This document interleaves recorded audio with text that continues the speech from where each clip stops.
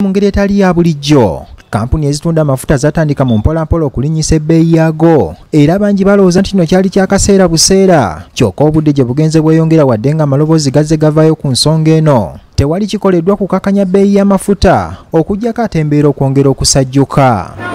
Bannayuganda nga bakyakaaba olw'ebbeeyi y'amafuta, ate ku ntandikwa y'omwaka guno n'ebbeeyi y'ebintu ebikozesebwa mu bulamu obwa bulijjo n'erinnya, nga mu kiseera kino abantu bangi tebakyasobola kugula sabbuuni olw'ebbula ly'ensimbi, kubanga bangi ennyingiza yaabwe teyeeyongerako, so nga n'ebintu ebirala nga butto, sukaali n'ebirala nabyo ebbeeyi erinnya buli olukya. Omulanga gw'abantu abatuusa ku n'ebyamaguzi ebikolebwamu ebintu nga sabbuuni, butto n'ebirala bulijjo gujuliza gavumenti okukendeeza ku musolo gwe babinika, nti obaolyawo kino kisobola okuyambako ebbeeyi y'ebintu okukendeera. Kyokka olwaleero Minisita w'ebyensimbi Matia Kasaija ategeezezza nti emisolo bwe gikendezebwa ku bintu nga bino kijja kwongera kusajjula mbeera, olwo n'ebyenfuna by'eggwanga byongera okudobonkana. When I cut taxes, do you know what will happen? How am I going to get the money that will now give, when I will give to the public parish development tomorrow? If you reduce the taxes, are you telling me that people will not hold? Tell me, journalist. Youth, tell me.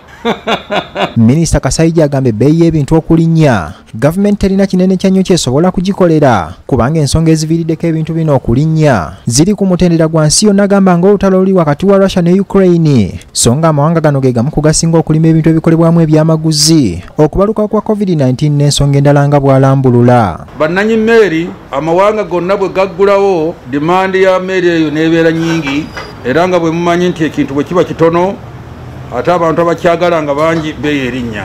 Amawanga agabadde gakola ebintu nga bino nga palm oil baafuna ebizibu. Ekirala kisembayo, olutalo oluli wakati wa Russia ne Ukraine nalwo lutandise okutuleetera ebizibu naddala ku bintu, kubanga Ukraine ne Russia balima nnyo soya bean ne sunflower ebivaamu obutto bwaffe bwe tulya. N'olwekyo y'ensonga lwaki ebintu ebimu bbeeyi erinnye. Kasaija asabye bannansi okubeera abagumiikiriza mu kiseera kino n'obutaggwaamu ssuubi, kubanga embeera eno yakaseera buseera era nti esuubirwa okuggwaawo mu kiseera kitono okuva kati. Tutuweebase bino bijja kuggwaawo, so mutereere muleme kubuguutana.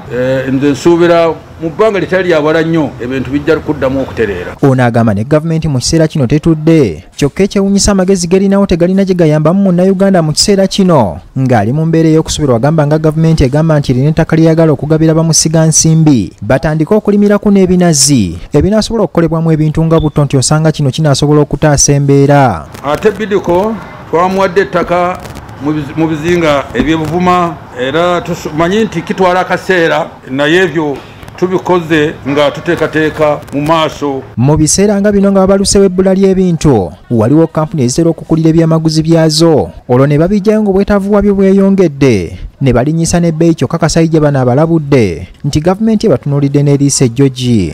Abasuubuzi abakweka ebintu baleete ebbula, abo tulina bye tukola n'ekitongole kyange ekya Uganda Revenue Authority ne Security. Obubonero bwonna obuliwo bulaga nti buli munnayuganda waali yeesiba ebbiri, kubanga ensonga gavumenti zeewadde teziriiko kiseera kituufu lwe zinaggwa, okugeza ng'olutalo lw'e Ukraine, so nga n'emisinde ebintu kwe birinnyira gyongera okweraliikiriza, okugeza mu bbanga lya myezi ebiri gyokka ebibalo by'ekitongole ekikola ku bibalo mu ggwanga biraga nti ebbeeyi ya butto erinnye n'ebitundu 21 ku buli 100, ate nga ne sabbuuni alinnye n'ebitundu 2 ku buli 100 wakati wa Desemba omwaka oguwedde okutuuka mu February w'omwaka guno. Olwo amafuta nago ne galinnya n'ebitundu 15 n'obutundutundu 3 ku buli 100 mu bbanga ery'emyezi 3 gye tukubye emabega. Kyokka gavumenti egamba nti Uganda embeera eri yaddeyaddeko bw'ogigeraageranya n'amawanga amalala. Ronald Kitanda, BBS Terefayina, ageesigika. Eddwaliro ery'Emmengo lijjaguza olwaliro mu butongole okweza emyaka 25.